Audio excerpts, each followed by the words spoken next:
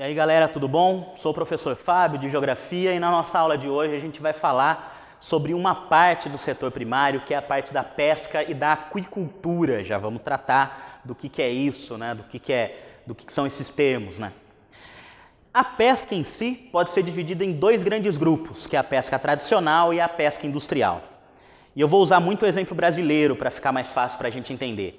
A pesca tradicional, também chamada de pesca artesanal, é aquela que é feita principalmente por comunidades, por grupos que, quando estão nos rios, a gente chama de ribeirinhos, e quando estão no litoral, geralmente a gente chama de caiçaras, que são grupos que pescam para atender basicamente o mercado local.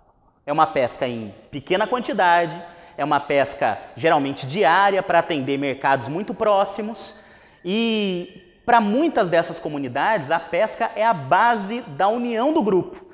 Né? Comunidades caiçaras, comunidades ribeirinhas, a pesca é a principal atividade econômica, é a atividade que garante emprego, garante renda para essas comunidades.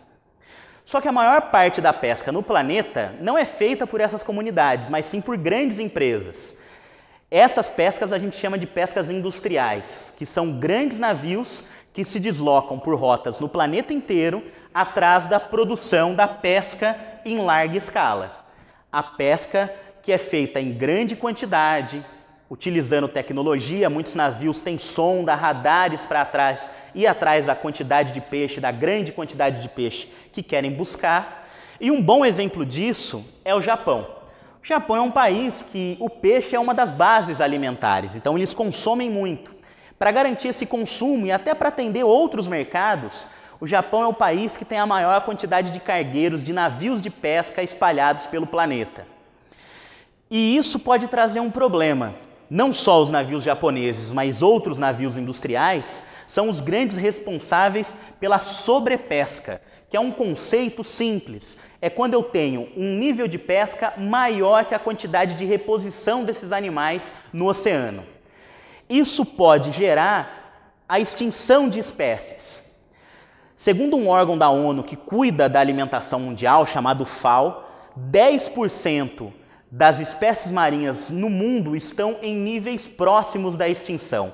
E de 15% a 18% passam por sobrepesca severa. Um exemplo dessa sobrepesca severa próximo da gente é o atum, um peixe muito consumido que está dentro desse nível de sobrepesca. Como fazer para minimizar esses impactos ou então para garantir a sobrevivência dessas espécies?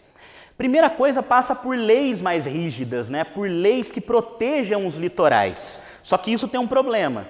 E quando a pesca não é feita no litoral de um país, quando a pesca é feita, por exemplo, em mares internacionais, a fiscalização deveria ser da ONU. Existe uma lei chamada Direito do Mar, que é de 1982, que fala que mares internacionais são de colaboração de todos os países e de fiscalização da ONU. Só que é muito difícil fiscalizar. Então, muito também passa da pressão do consumo, da pressão do próprio consumidor em se negar em consumir itens de sobrepesca, por exemplo, para garantir que empresas de larga escala, de escala industrial, respeitem regras e normas aí. Além disso, uma outra alternativa que pode ser interessante é a aquicultura.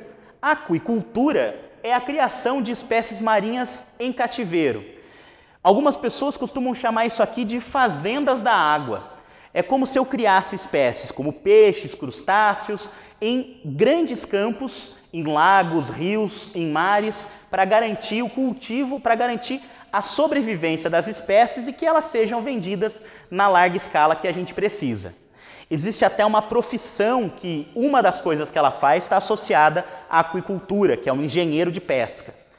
No Brasil, a prática da aquicultura vem crescendo nas últimas décadas aí, principalmente nas águas e nos litorais do sul e do sudeste do nosso território, garantindo a preservação de algumas espécies e, ao mesmo tempo, que essas espécies sejam levadas ao consumidor e a gente possa continuar consumindo os produtos que vêm das nossas águas, dos nossos rios e dos mares. Beleza, pessoal? Até a próxima!